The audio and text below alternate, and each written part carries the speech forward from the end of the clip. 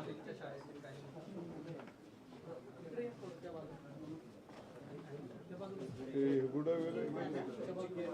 छोटे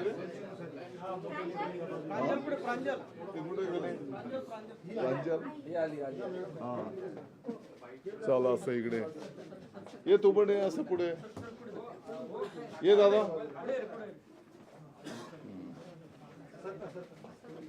साहेब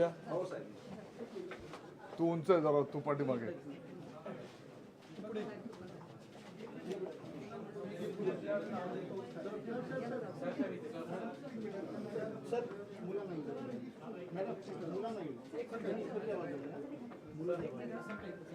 परत परत बोलावं नाही लागलं पाहिजे ना तू बाजूला तू सरक म्हणजे तू सरकते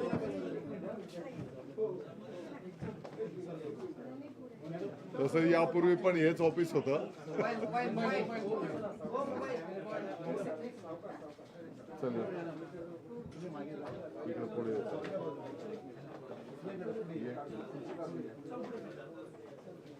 थोडंसं साईडला विद्यार्थ्यांना पुढे येऊ देत लहान तू पाठीमागे जा मोठे पाठीमागे ठीक आहे सर ठीक आहे सर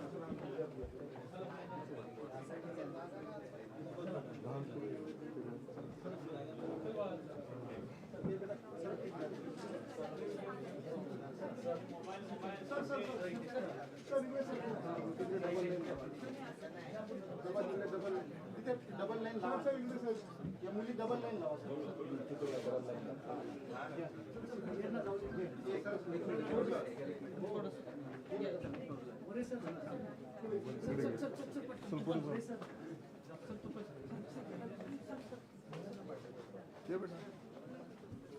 पुढे सर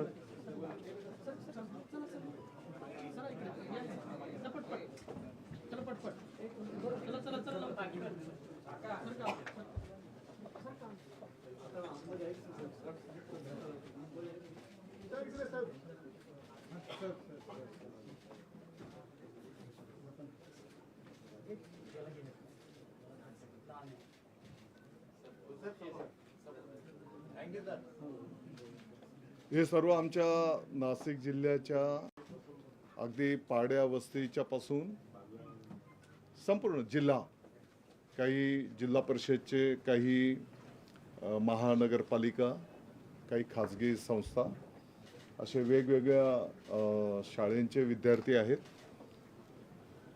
10वी 11वी पर्यंतचे विद्यार्थी आहेत आणि वेगवेगळ्या क्षेत्रामध्ये त्यांनी नैपुण्यपूर्ण जबाबदारी पार पाडलेली आहे त्यांना खास आजच्या दिवसासाठी हो त्यांना निमंत्रित केलंय आणि आमच्या विभागाचा केंद्रबिंदू दैवत हे विद्यार्थीच असणार आहे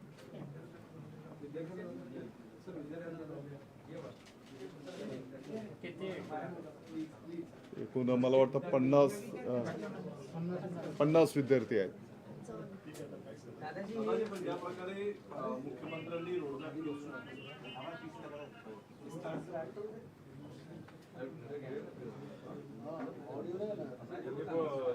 मंत्रालय पहिल्यांदा बघितलं असेल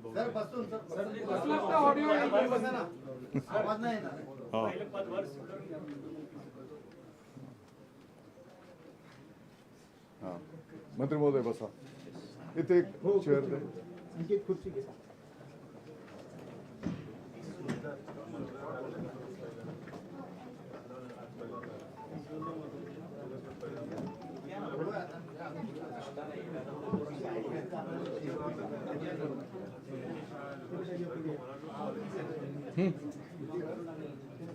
हो मी पण चला बसा बसू का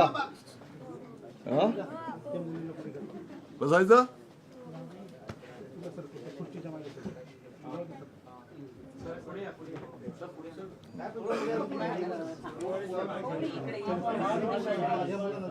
तू असं आहे दीदी असं आहे मंत्री महोदय इकडे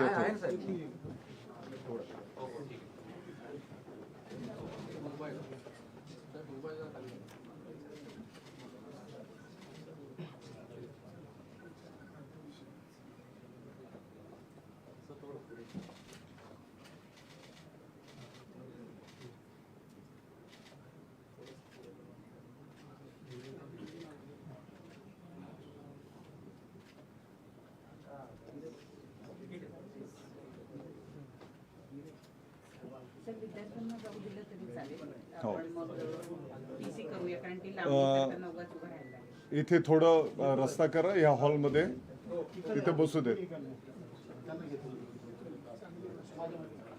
असं पाठीमागून जा. काही लहान जे आहेत ते थांबा थोडं.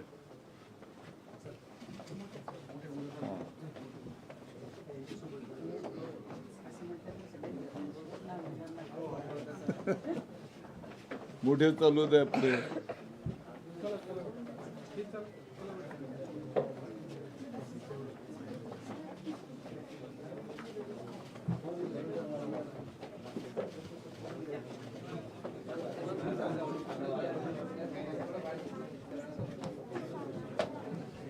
थोडं त्यांना मागे जायचं.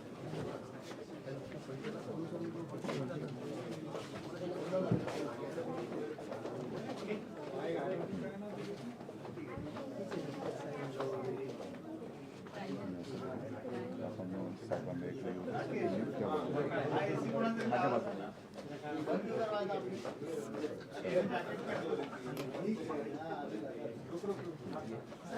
इकडे मुलांना जाऊन दिलं तरी बरं होईल. जाऊ द्यायचं. थोडे 7-8 पुढे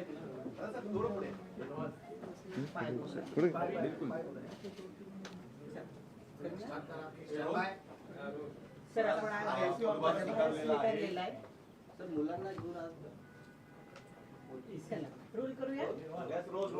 सर आपण आज पदभार स्वीकारलाय, खास विद्यार्थ्यांना आपण घेऊन आलेला आहात. कसं काय ध्येय धोरण असतील, काय टार्गेट असणार आहे, काय अचीव करण्याकडे तुमचं जास्त लक्ष असणार आहे? सर्वप्रथम तर मी आपलं सर्वांचा आभार मानतो. महाराष्ट्राचे लोकप्रिय उपमुख्यमंत्री महोदय माननीय नामदार एकनाथजी शिंदे साहेबांनी शालेय शिक्षण या त्यांच्या जिव्हाळ्याच्या विषयाची जबाबदारी आमच्या नाशिकवर त्या ठिकाणी दिली. माननीय मुख्यमंत्री महोदय देवेंद्रजी फडणवीस साहेब त्यांनी या बाबीचं समर्थन केलंय आणि म्हणून येणाऱ्या दिवसांमध्ये राज्यमंत्री महोदय पण आम्ही दोघं सोबत आहोत. विद्यार्थी हा केंद्रबिंदू मानून गरीबातल्या गरीब विद्यार्थ्यालाही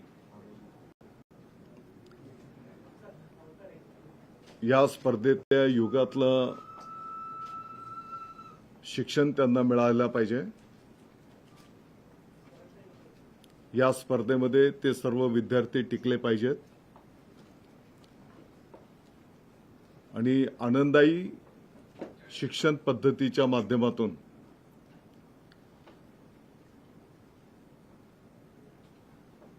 दर्जेदार शिक्षण कसं मिळेल त्या दृष्टिकोनातून आमचा विभाग काम करेल. विभागाच्याही अडीअडचणी आहेत, परंतु आत्ताच्या घडीला अडीअडचणी बाजूला ठेवून मुख्यमंत्री महोदय उपमुख्यमंत्री महोदयांना अपेक्षित असलेलं राज्यव्यापी कामकाज आमचा विभाग त्या ठिकाणी करून दाखवेल.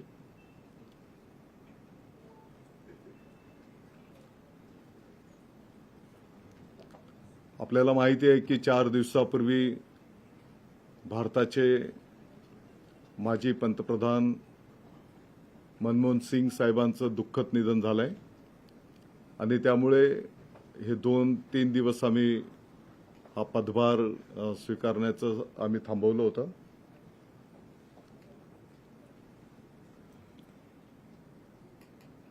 आदरणीय मनमोहन सिंग साहेब सुद्धा एक शिक्षकच होते आणि शिक्षकातनंच पुढच्या काळामध्ये त्यांनी मार्गक्रमण करून देशाच्या पंतप्रधान पदापर्यंत मार्गक्रमण केलंय. मी त्यांना संपूर्ण विभागाच्या वतीने भावपूर्ण आदरांजली व्यक्त करतो. आज नाशिक जिल्ह्यातले हे जिल्हा परिषद, नगरपंचायत, महानगरपालिका काही खाजगी शाळांचे सर्व विद्यार्थी आहेत. वेगवेगळ्या क्षेत्रामध्ये त्यांनी कामगिरी यशस्वीरित्या संपादन केलेली आहे. अशा 50 विद्यार्थ्यांच्या उपस्थितीमध्ये या विभागाचा पदभार राज्यमंत्री महोदय आणि मी स्वतः या ठिकाणी स्वीकारलेला आहे. विभागाचे अधिकारी पण इकडे उपस्थित आहेत.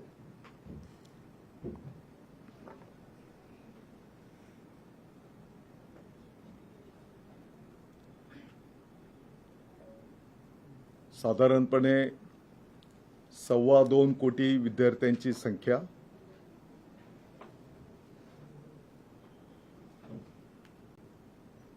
लाखाच्या पुढे शाळा आहेत,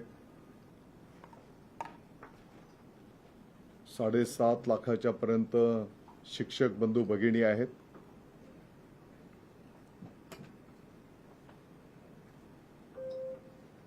येणाऱ्या 8 दिवसामध्ये विद्यार्थी, त्यांचे पालक, शिक्षक बंधू भगिनी, आमचा विभाग, काही संस्था चालक आणि या क्षेत्रामध्ये ज्यांनी अनेक वर्ष नाविन्यपूर्ण कामकाज केलेलं आहे, अशा अनेकांचं मनोगत त्या ठिकाणी आम्ही जाणून घेऊ. त्यांचे अनुभव, त्याच्यातनं जे जे चांगलं आहे, यापूर्वी या विभागाच्या माध्यमातून चांगलं कार्य संपन्न झालेलं आहे.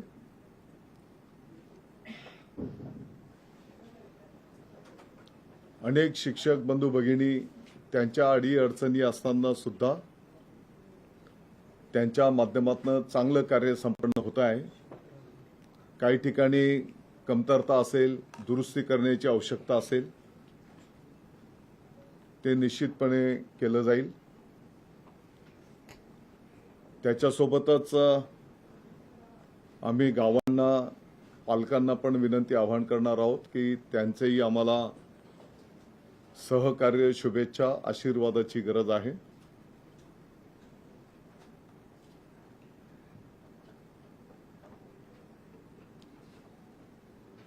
एकंदरीत येणाऱ्या काळामध्ये अगदी याचा एक रोड मॅप आम्ही तयार करू.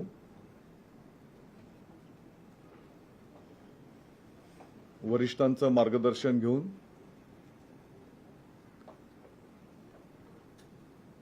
त्या विषयांवर टप्प्याटप्प्याने मार्गक्रमण करू.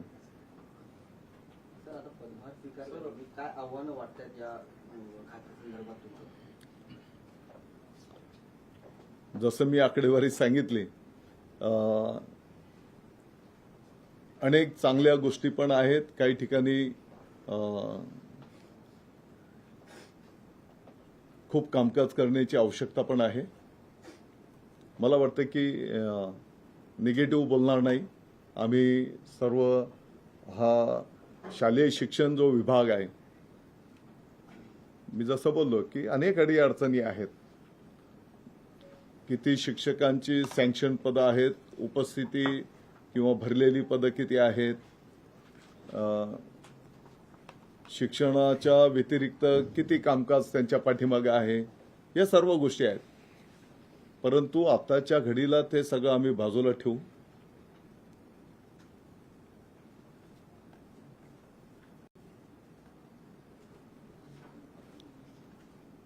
सर्वजण हा विभाग थोडी जास्त मेहनत करू. हे पवित्र आणि पुण्याचं काम आमच्यावर या ठिकाणी जबाबदारी देण्यात आलेली आहे. उद्याचा भारताचा नागरिक घडवणं, शास्त्र असं म्हणतंय की साधारणपणे 8-9 वर्षापर्यंतच्या त्या बालकाचा मेंदू हा भविष्याचा एक नागरिकाचा जे काही विचारसरणी आहे तो सेट होत असतो. आणि अशा या विभागाची जबाबदारी आपल्या सर्वांवर आहे. शिक्षण दादा, मंत्री नवीन माझे- वर्षामध्ये शिक्षकांचे पगार जे आहेत ते उशीर होणार आहेत, कारण लाडकी बहीण योजनेमुळे फंड जो आहे तो वितरित करण्यात आला होता, तो उशीर झाला. त्यामुळे आता 4 ते 5 दिवसांनी पगार होईल असं समोर येतं. आता पदभार स्वीकारलेला आहे, याचं माहिती घेईल.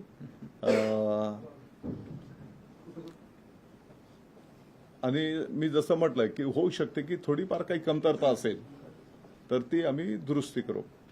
साहेब, जशा ज्या पद्धतीने आपण पाहिलं, तुम्ही महायुती सरकारमध्ये 2 वर्षात लाडकी बहीण योजना असेल किंवा महिलांना 50% आरक्षण असेल, हे तुमच्या विचाराने झालं होतं असं माहिती समोर आली होती.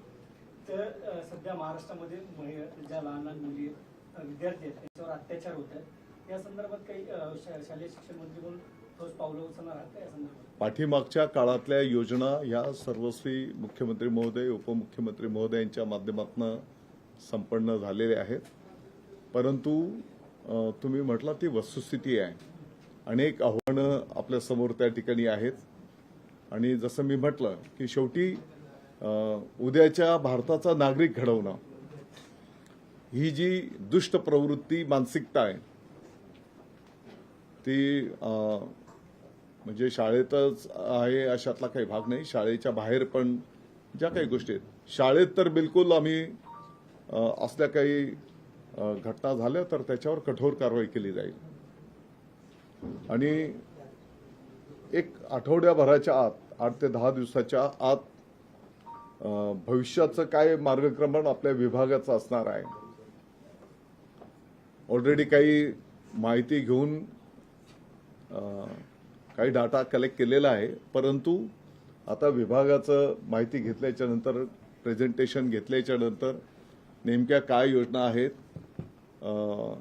कशा पद्धतीने मार्गक्रमण आपला विभाग होतो, ती माहिती घेतल्याच्या नंतर आणखी सविस्तरपणे आपल्याला बोलता येईल. दादा, आज सकाळी तुमच्या समोर एका चिमुकलीने भाषण केलं आणि हे भाषण संपूर्ण महाराष्ट्रात सध्या गाजलंय.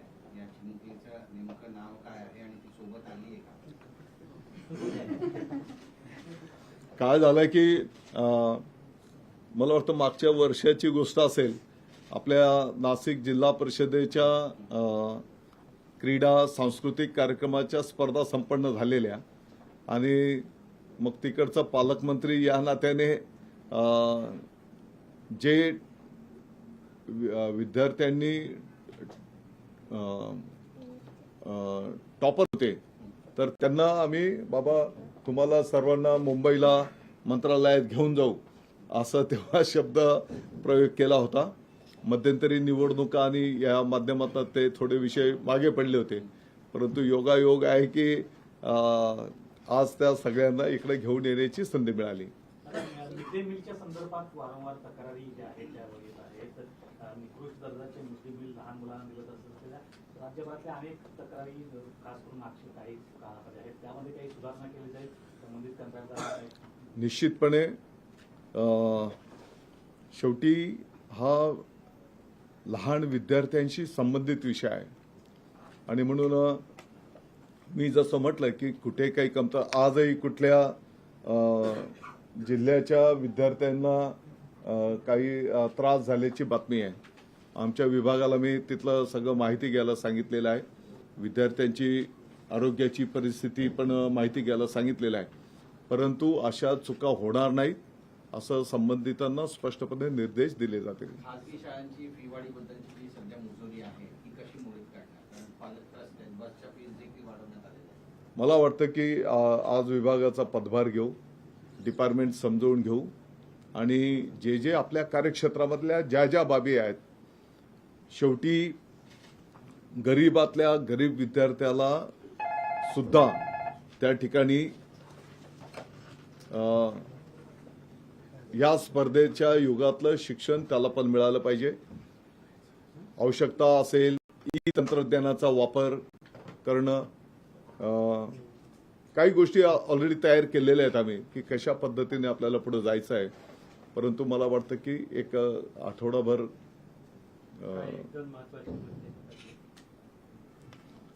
सारांश असेल की तो उद्याचा भारताचा नागरिक आपल्याला घडवायचा आहे. संस्कारक्षम तो असेल आणि हे सर्व आनंददायी शिक्षणाच्या माध्यमातून दर्जेदार शिक्षण कसं देता येईल त्या दृष्टिकोनातून विभाग आमचा मार्गक्रमण करेल.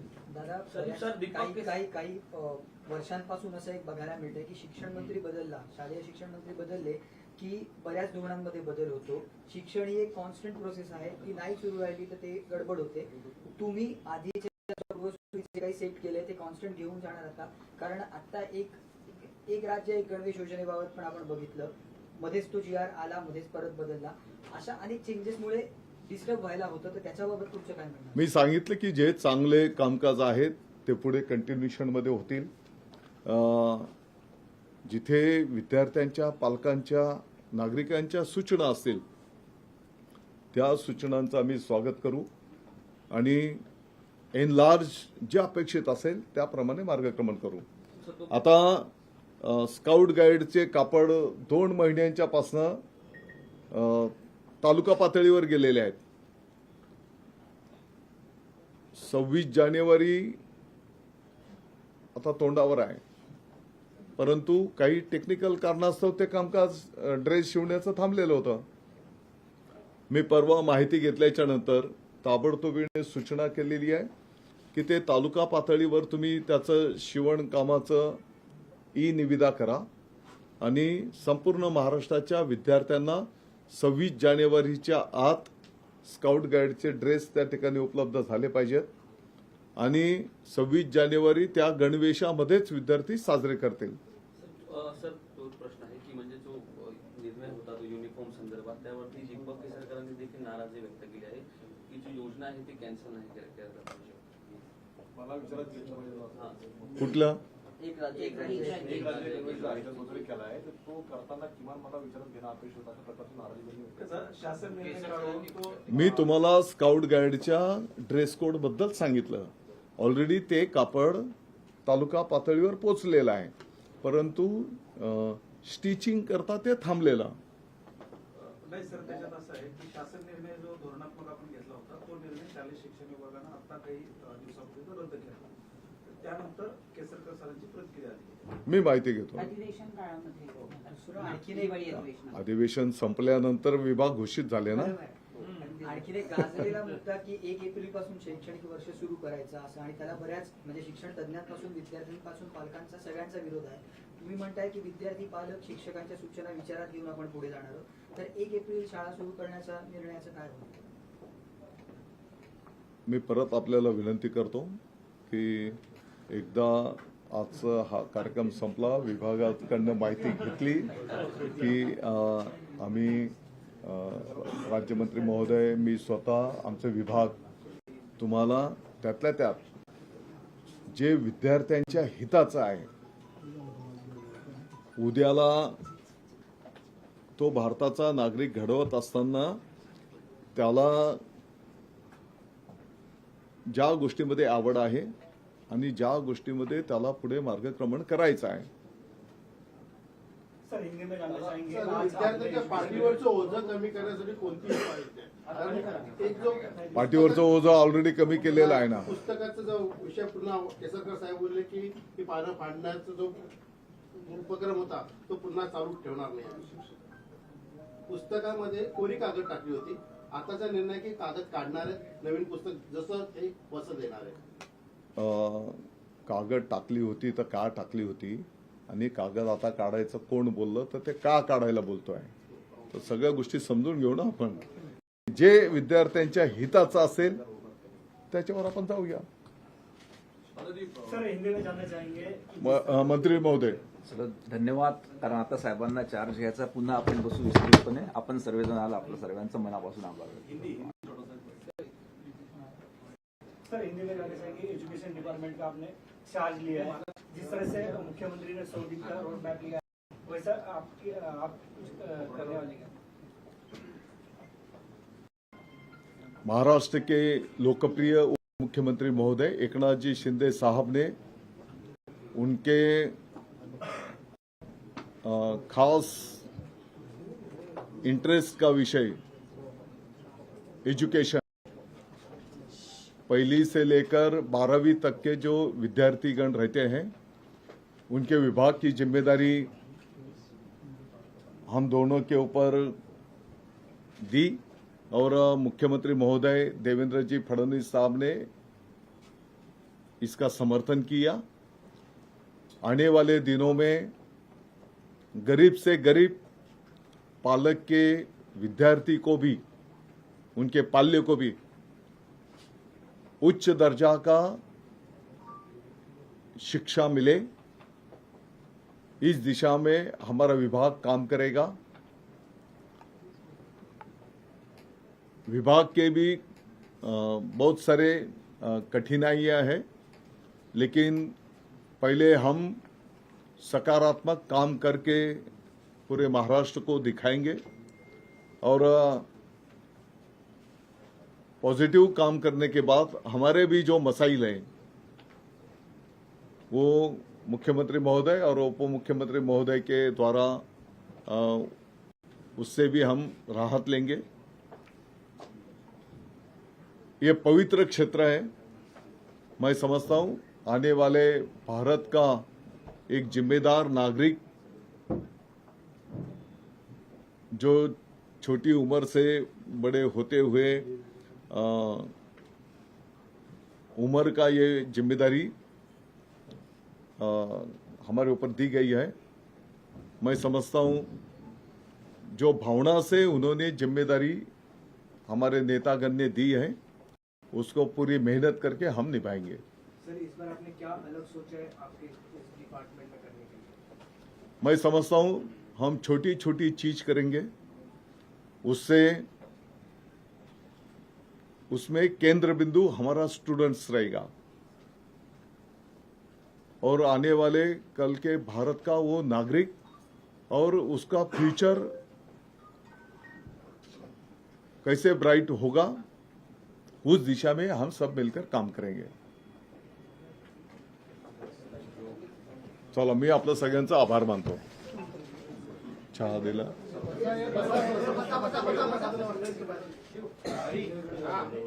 तू काय बोलायचंय का? ये बोल बाळा. तर बोला. चलिए पुढे ये तू पण. मुंबईत येऊन कसं वाटलं? कुठे कुठे गेलीस? तुझं नाव सांग. नमस्कार, माझे नाव प्रांजल संदीप जाधव आहे. मी 10 बारगाव पिंपरी. मुंबईत पहिल्यांदा आलीस? हो, कसं वाटलं? काय काय बघितलं? आम्ही आता जस्ट आता मंत्रालयात मंत्रालयात. चौथी. भाषण केलं, छोटीशी झलक 1-2 मिनिटाची ऐकूशील आम्हाला? हो. पुस्तकाने माणसाचे मस्तक सुधारते, पुस्तकाने माणसाचे मस्तक सुधारते आणि सुधारलेले मस्तक कोणाचे हस्तक तर होत नाहीच, पण लाचारीने कोणापुढे न तर मस्तकही होत नाही, पण लाचारीने कोणापुढे न तर मस्तकही होत नाही. अशक्य त्या गोष्टी शिक्षणच करू शकते, अशक्य त्या गोष्टी शिक्षणच करू शकते. क्रांतीची मशाल शिक्षणानेच पेटू शकते. मित्रांनो, हे ओळखले ते माझ्या क्रांतीज्योती सूर्याने, म्हणूनच तर माझा पहिला नमस्कार माझ्या त्या क्रांतीज्योती सूर्याला, ज्यांनी स्त्री शिक्षणाची मुहूर्त मिळवली. त्यामुळेच माझी आई, माझी ताई, आत्या, मावशी या शाळेत गेल्या, शाळा शिकल्या आणि कुटुंबाला शिक्षित केले. नमस्कार माझा त्या सावित्रीला, जिने आम्हा मुलींच्या शिक्षणासाठी शेण चिखल अंगावर घेतले. नमस्कार माझा त्या महामानवाला, ज्यांनी सांगितले की शिक्षण हे वाघिणीचे दूध आहे, ते पिल्यावर माणूस गुरगुरल्याशिवाय राहत नाही. राणी लक्ष्मीबाई, ताराबाई, अहिल्याबाई, लता मंगेशकर, आपल्या देशाच्या यशस्वीरित्या कारभार पाहणाऱ्या महिला पंतप्रधान इंदिरा गांधी एवढेच नाही तर आज देशाच्या अधिउच्च पदावर असलेल्या आपल्या राष्ट्रपती द्रौपदी मुर्मू, पहा अशा कितीतरी स्त्रिया पुरुषांच्या बरोबरीने काम करताना दिसतात. सांगा, तुम्हीच सांगा, कोटी कमी आहे वाची स्त्री? कर्तृत्व सामर्थ्याची ओढून नवी झालर, कर्तृत्व सामर्थ्याची ओढून नवी झालर स्त्री शिक्षणानेच केला आहे जागर, स्त्री शिक्षणानेच केला आहे जागर. शिक्षणामुळे स्त्रीच्या जीवनात क्रांती घडत आहे. स्त्री शिक्षणाच्या चळवळीतून तिने ज्ञानाचा दिवा पेटवला आहे. शिक्षणामुळेच आजची स्त्री पुरुषांच्या खांद्याला खांदा लावून प्रत्येक क्षेत्रात काम करताना दिसते. किती सामर्थ्य तुझी या हाती, फुलवीसी पाषाणातून ज्योती. किती सामर्थ्य तुझी या हाती, फुलवीसी पाषाणातून ज्योती. गुंडाशी दोन हात करणाऱ्या IPS किरण बेदी, अवकाशात झेप घेणारी महिला वैमानिक सौदामिनी देशमुख, लेखणीची ढाल दाखवणाऱ्या अरुंधती रॉय, अवकाशात भरारी घेणारी कल्पना चावला, सुनीता विल्यम, सानिया मिर्झा, सायना नेहवाल असो किंवा अनाथांची माय सिंधुताई सपकाळ असो, कालच्यापेक्षा स्त्री नक्कीच बदललेली आहे आणि ते शक्य झाले केवळ शिक्षणामुळेच. महात्मा फुले म्हणतात ना, विधी विना मती गेली, मती विना नीती गेली, नीती विना गती गेली, गती विना वित्त गेले, वित्त विना शूद्र कचले, एवढे सगळे अनर्थ एकाच विद्येने केले. म्हणूनच तर मी सर्व समाजाला मनापासून सांगू इच्छिते की स्त्रीला शिकवा. नभंगातील चॅनलमधील चमचमणारी तारका होण्यासाठी तिला साथ द्या ती शिक्षणाची. कारण स्त्री जेव्हा होईल शिक्षित तर कुटुंब राहील सुरक्षित. धरू द्या स्त्रीला शिक्षणाची, आहे ती सुजाण नागरिक भविष्याची. खुली करा कवाडे शिक्षणाची, घुमू द्या वारे स्त्री मुक्तीची. पण ही झाली नाण्याची एक बाजू. दुसरी बाजू काय? अहो, तुम्ही तिला जन्माला तर घालतात पण मुलाप्रमाणे समानतेची वागणूक द्यायला मात्र विसरतात. मुलाला तुमच्या पुरणपोळी, तिला मात्र भाकरी शिळी. मुलगा तो वंशाचा दिवा आणि मुलगी ती काठीच. तो शिकत नसला तरी त्याच्या शिक्षणासाठी आटापिटा आणि ती किती हुशार असली तरी शिक्षण थांबून बापाच्या खांद्यावरचे ओझे कमी करण्यासाठी लग्नाचा सपाटा. सांगा कुठला न्याय आहे हा? असंच तिने अन्याय सहन करत राहायचं आणि एक दिवस हुंड्यासाठी बळी जायचे. अजूनही हे प्रकार कमी झाले नाहीत. जसे कंपनी तिचे प्रॉडक्ट वेगळे करते तसे स्त्रियांना त्रास देण्याचे प्रकार वेगळे झाले आहेत. स्त्रियांच्या दुर्बलतेचा फायदा घेणारे विषारी सर्प अजूनही समाजात आहे. थांबवा हा नाश. शपथ आहे तुम्हाला त्या क्रांती सूर्याची, ज्याने प्रथम आपल्या पत्नीला म्हणजे सावित्रीला शिक्षित केले आणि त्यांच्या मदतीने अखंड स्त्री जातीला शिक्षित करण्याचे कार्य सुरू केले. कारण एक स्त्री शिकली तर ती तिचे संपूर्ण कुटुंब शाणे करते, पण पुरुष मात्र स्वतः पुरताच शिकतो. म्हणूनच तर स्त्री शिकलीच पाहिजे. सर्व स्त्रियांना माझे आव्हान आहे की समाजाच्या अन्याय अत्याचाराला बळी पडू नका. सर्व बंधनांच्या वेड्या तुम्ही आता झुगारून द्या. ITE 2009 नुसार कलम 21 अंतर्गत शिक्षण हा तुमचा हक्क आहे आणि तो तुम्ही मिळवलाच पाहिजे. ठिपक्या ठिपक्यांनी जोडत जाणाऱ्या रांगोळीसारखं असावं तुझं अस्तित्व. ठिपक्या ठिपक्यांनी जोडत जाणाऱ्या रांगोळीसारखं असावं तुझं अस्तित्व. कारण तुलाच तुझं समाजात स्थान निश्चित करायचं आहे, जपत तुझं स्त्रीत्व. कारण तुलाच तुझं समाजात स्थान निश्चित करायचं आहे, जपत तुझं स्त्रीत्व. लक्षात ठेव, तू अबला नाहीस, तू आहेस सबला नारी. तुला शिक्षणाची आस धरून घ्यायची आहे गगन भरारी. तुला शिक्षणाची आस धरून घ्यायची आहे गगन भरारी. धन्यवाद. प्रांजलने आम्हाला बसमध्ये आणि अनेकांनी प्रांजली जाधव, सय्यद पिंपरी, बारागाव पिंपरी, सिन्नर तालुका.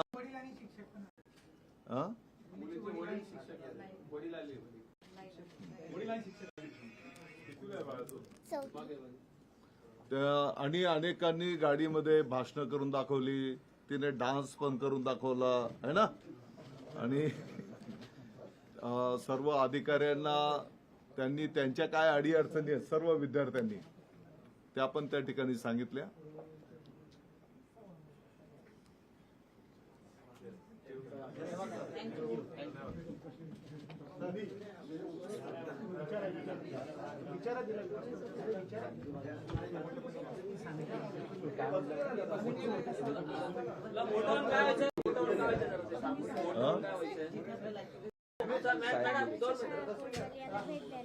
बिलकुल येणार.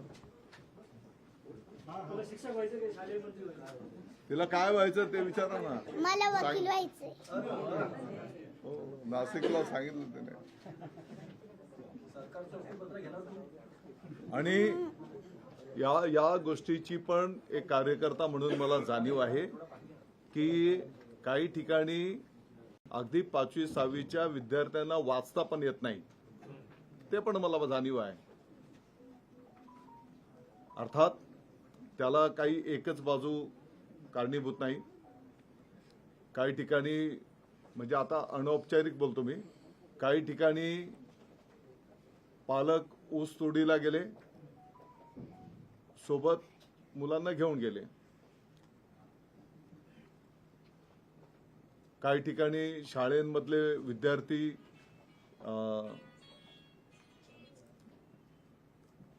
शेती कामा म्हणजे शेतीच्या तिथे शेतावर आहेत. शिक्षकांची जबाबदारीच आहे दर्जेदार शिक्षण देणं.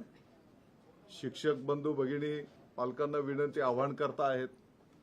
काही शिक्षक तर मोटरसायकलवर जाऊन विद्यार्थ्यांना घेऊन पण येत आहेत. परंतु आता पालकांची आणि गावाची पण जबाबदारी आहे की ते विद्यार्थी शाळेत आले पाहिजेत. साखर शाळा बंद झाल्या पुन्हा चालू करणार. मी तुम्हाला या 5-6 हे काय आता हे विभाग मिळाला म्हणून नाही, यापूर्वी आता आपल्या आपल्या मतदारसंघातल्या शाळा त्या विषयांवर आपल्याला कामकाज करावंच लागतंय. परंतु आता जबाबदारी म्हणून ही एक चॅलेंज आहे. ग्रामीण भागामध्ये बरेच विद्यार्थ्यांची संख्या कमी होत गेली आहे. शाळा अक्षरशः एकदम ऊस पडलेल्या आहेत. काही शाळांचं समायोजनही केलं जात आहे. तर अशा परिस्थितीत विद्यार्थ्यांची संख्या रोखण्यासाठी आपण काय उपाययोजना करा किंवा आपण काय तसं विचार केला आहे? सगळ्या गोष्टींचा सारांश असेल की आपल्या या जिल्हा परिषदच्या शाळा असतील, नगरपंचायती महानगरपालिकेच्या शाळा असतील, यांना आपल्याला मग इकडे आम्ही बोलताना जरी इंग्रजी माध्यमांच्या शाळा किंवा CBSE पॅटर्न जे काही आम्ही बोलत असू, तर या शाळेंमध्ये तिकडे गेलेले विद्यार्थी परत इकडे कसे येतील या दृष्टिकोनातून आम्ही काम करू. पॉलिटिकल प्रश्न आहे. आज नको पॉलिटिकल. हो, त्यांना सर्व विद्यार्थ्यांना आज विधान भवन आणि उद्या मुंबईचे काही प्रमुख तारांगण त्या ठिकाणी त्यांचा सहल आहे उद्या. माऊली बरोबर आहे ना?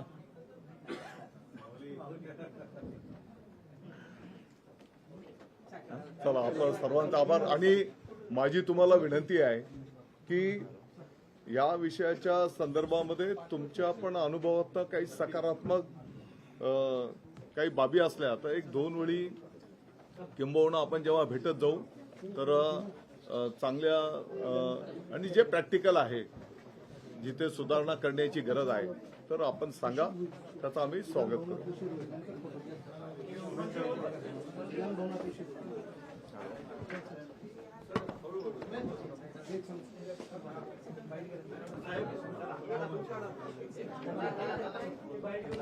काय मला बोलायचं? देशाने चाचाजींचं प्रेम बघितलं, महाराष्ट्राने आज मुलांच्या बाबत दादाजी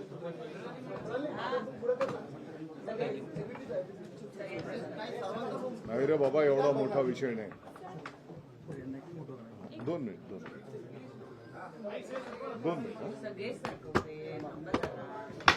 इकडे घ्या ना, इकडे तुमची चेअर इकडे घ्या.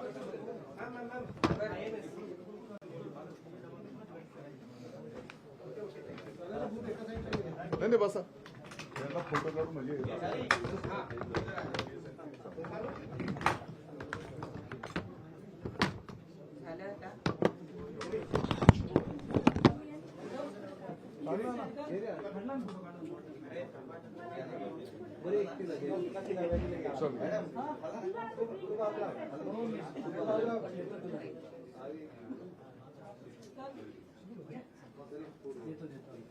अरे आपण आहोत इकडे.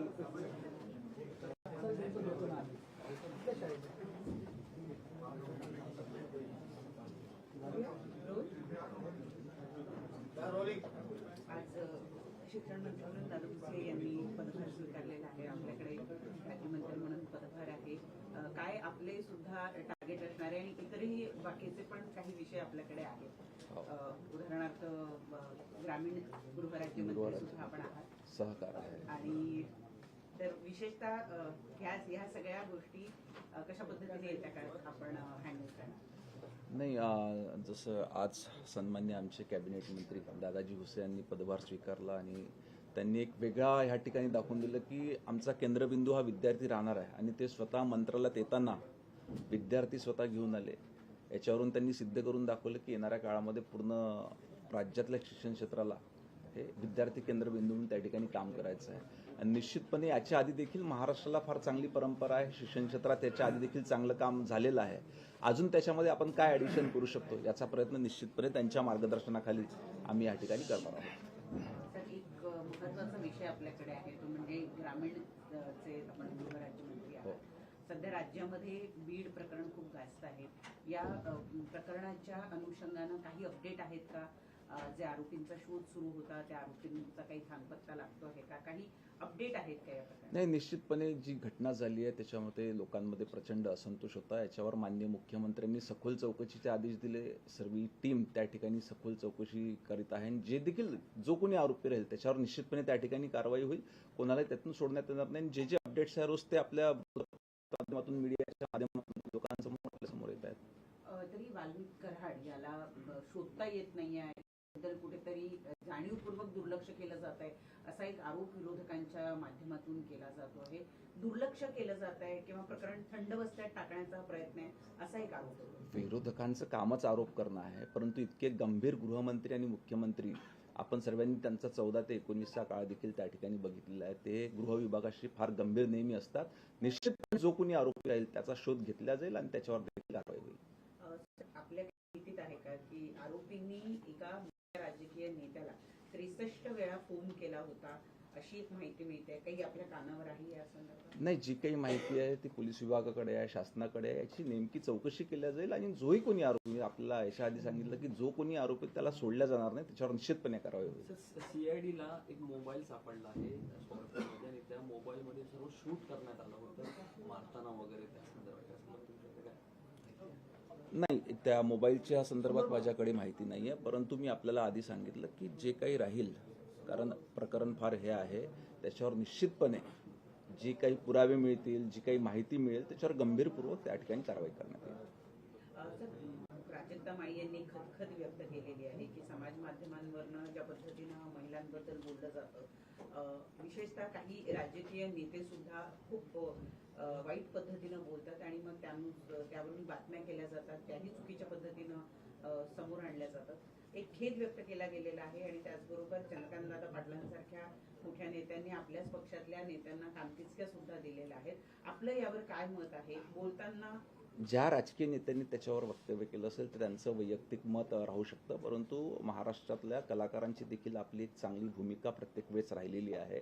असं कुणावर बोलू नये असं माझं देखील ओपिनियन आहे आणि ती त्यांची वैयक्तिक भूमिका राहू शकते. परंतु माननीय मुख्यमंत्र्यांनी त्यांची सर्व बाजू त्या ठिकाणी समजून घेतली आणि त्यांना पूर्णपणे पाठिंबा देखील दाखविलेला आहे. सर, हिंदी में जाना चाहेंगे, बीड में जिस तरीके से घटना हुई है उसके बाद ऐसा बताया जा रहा है कि वाल्मीकि जो कराड़ है वो धनंजय मुंडे के बहुत ज्यादा क्लोज थे, इसलिए जो कार्रवाई है वो नहीं हो पा रही. उन पर आप क्या कहेंगे? ऐसा कोई किसी के क्लोज रहने से कार्रवाई होती नहीं है, ऐसा नहीं है. कानून और कायदा सबके लिए सरीखा है. जो भी इसमें आरोपी पाया जाएगा उस पर जरूर कार्रवाई की जाएगी.